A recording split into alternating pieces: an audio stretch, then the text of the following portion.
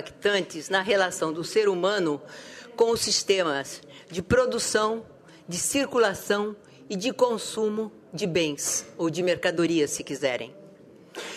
O texto que está posto aí é de um professor espanhol, e ele chama a atenção, o livro dele se chama Animal Cultural, foi publicado pela UFSCar, ele chama a atenção sobre a ameaça da técnica no mundo de hoje. É inevitável que o ser humano avance no conhecimento e vai produzir cada vez mais novos meios de estender o seu poder. Mas até onde isso pode ir? E até onde nós somos capazes de problematizar para os jovens essa circunstância inevitável da vida moderna? Não obstante esta preocupação, que é de muitos, não apenas desse professor, não obstante esse e tantos outros alertas sobre as condições do planeta Terra e as exigências de conhecimento para um mercado de trabalho sustentável, não parece que os homens de negócios, extrativos, industriais, financeiros, estejam mais preocupados com isso do que com seus lucros. Haja vista a crise atual do capital, que está envolvendo o mundo. Nós estamos ainda um pouco nos protegendo, mas nós ouvimos por esses dias vários depoimentos sobre a gravidade, vemos todo dia nos meios de comunicação, a gravidade da crise nos países desenvolvidos principalmente.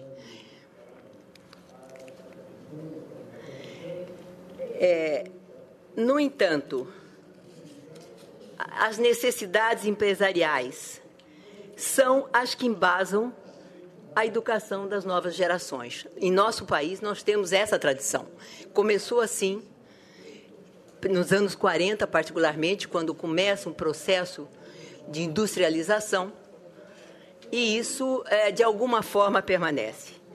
Nós falamos particularmente sobre o Brasil, onde predominam as orientações explícitas ou ocultas do Sistema S, que prepara para o trabalho nas empresas.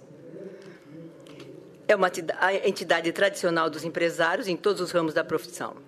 Nós falamos também sobre o Pronatec, que pode ser que abra outras possibilidades, mas tal o sentido tecnicista, como ele tem sido apresentado em números e valores de investimento, há de se ter preocupação com a concepção, com os valores aí no sentido ético, moral, educacionais, valores que estão subjacentes a esse grande projeto brasileiro. Também nós falamos sobre a oferta de cursos de educação profissional aligeirados, que são oferecidos por várias entidades da sociedade civil e também os institutos federais, os nossos tradicionais, tão bem montados, tão importantes institutos federais, também estão oferecendo alguns cursos. Ainda não está dado, não temos pesquisa sobre isso, mas temos que ter um alerta sobre o que está ocorrendo. Muitos desses cursos destinam seus desempregados em convênio com os municípios, o que não é ruim.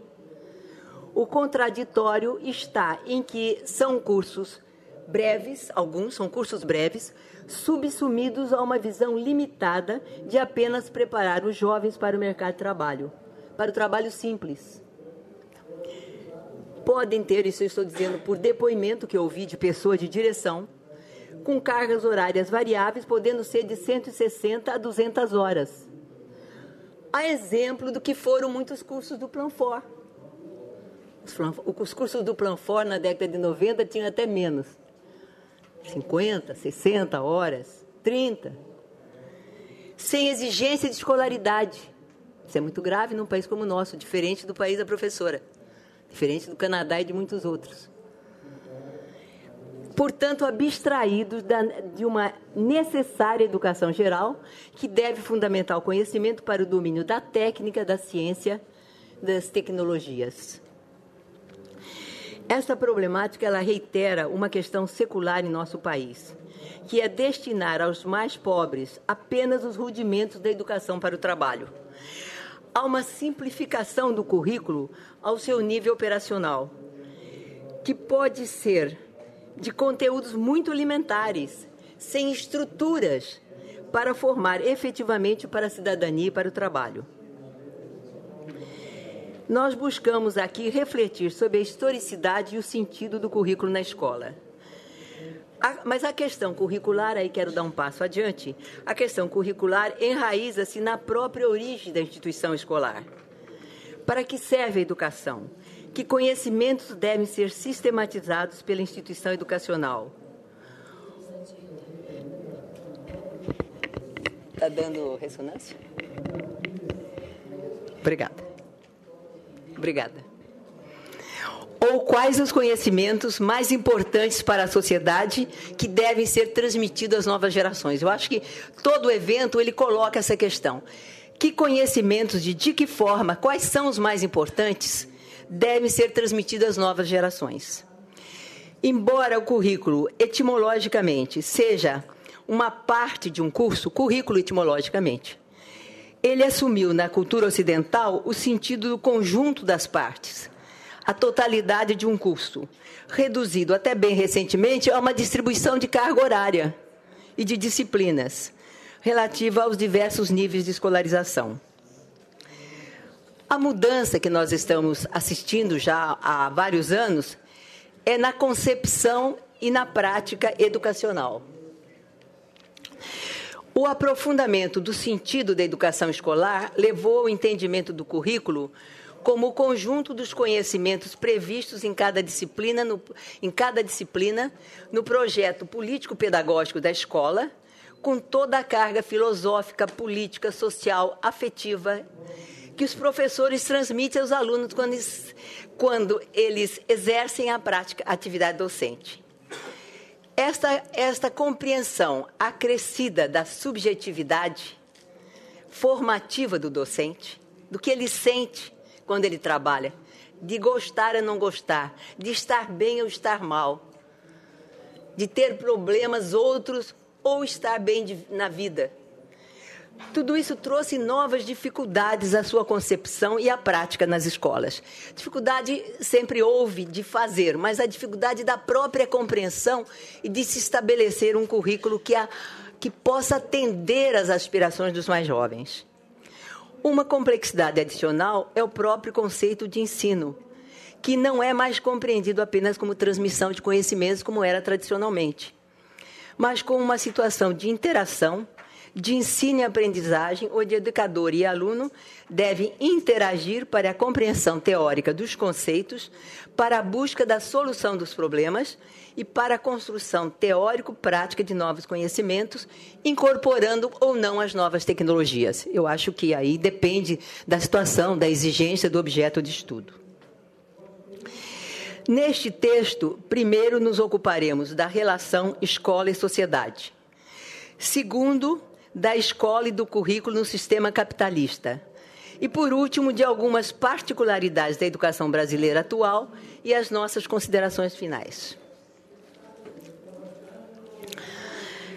Tradicionalmente, a história ocupou-se dos grandes feitos, dos grandes homens, daqueles que, por terem uma representatividade para os povos e as nações, perpetuaram uma memória dos relatos consagrados ao longo do tempo. Eu tenho uma outra concepção, não apenas eu. A história é a produção social da existência. Esta afirmação, aparentemente singela, ela representa uma revolução na forma de compreender a história. Mesmo a nova história francesa, que revolucionou a história da educação, ela incorporou novos objetos, novos problemas, novas abordagens, a partir de uma compreensão alargada do que é a história. Nós somos a história, estamos fazendo uma história que pode ir para os anais do país ou não ir, mas ela é a história das nossas vidas, das nossas ações, dos acontecimentos. A história somos nós, somos todos aqueles que vivemos e produzimos e nos reproduzimos como homens e mulheres comuns, mas todos com histórias de vida, de lugares, de acontecimentos, com uma memória que nos dá identidade e que nós legamos às novas gerações. excetuando-se os povos primitivos, os nossos povos indígenas, que têm no cultivo para a sobrevivência, no cultivo da terra, da natureza, para a sobrevivência, e nesta cultura e na cultura do cultivo, que organiza seus grupos étnicos ou tribais, no Ocidente europeu e no Oriente, e, portanto, entre nós aqui na América do Sul, o domínio das letras, das artes, da filosofia, em resumo, das humanidades e da ciência, destinava-se às elites, aos nobres, às autoridades religiosas. Esses eram repassados aos filhos dos detentores do poder, que organizavam a sociedade e comandavam a produção e a distribuição de bens necessários para manter a vida. Aos trabalhadores que serviam aos senhores com sua força e sua lealdade, deviam bastar os conhecimentos úteis ao trabalho, à agricultura, ao artesanato, ao ofício ou aos serviços.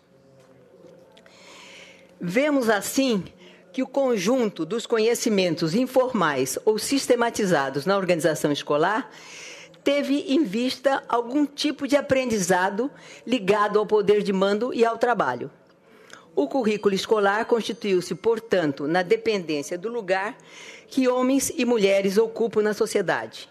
E a seleção dos conteúdos se faz a partir da importância desses conhecimentos para o exercício das funções sociais, desempenhadas pelas diversas classes e grupos sociais, em suma, pelo trabalho ou não trabalho. Falando um pouco sobre a escola e a produção capitalista. Em nossa sociedade, não se fala do trabalho